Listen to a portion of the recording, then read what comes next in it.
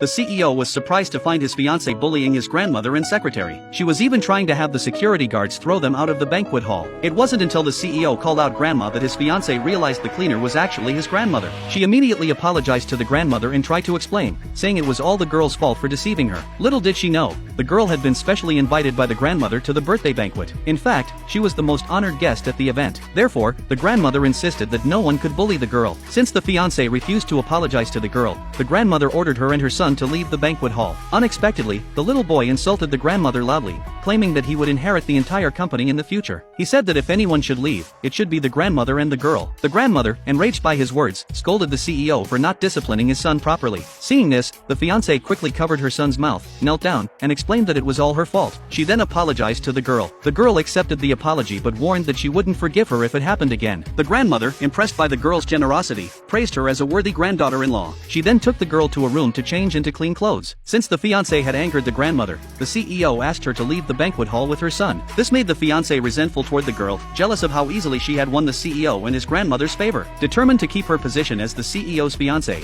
she decided to take revenge on the girl. When the girl returned to her rental apartment, she was surprised to find her brother waiting for her. For a $300,000 reward, the brother knocked out his sister and took her away. This scene was witnessed by the little boy, who immediately went to find the CEO to save his mother. Meanwhile, the girl was taken back to her adoptive mother's house. The adoptive mother and brother want to marry her off to an outlaw. The girl tried to escape but was stopped. It turned out that the adoptive mother had planned to sell her for a dowry when she grew up. Just as the girl felt helpless and desperate, she suddenly heard her son calling out mom from outside. The adoptive mother, seeing that the CEO had arrived, became very frightened. The CEO stormed into the house and rescued the girl from the thug. The girl, terrified, threw herself into the CEO's arms. By then, the thug was restrained by the bodyguards. The thug confessed to paying $300,000 to make a deal with his brother. The CEO, furious, said the girl was a person, not a commodity. He immediately ordered the bodyguards to send the scum to the police. The little boy suddenly stopped them, wanting to know who had ordered the thug. The girl remembered seeing him at the airport and suspected that the CEO's fiancé was behind it. But the thug refused to admit it and was eventually taken to the police station by the bodyguards. Knowing that the girl had the CEO's support,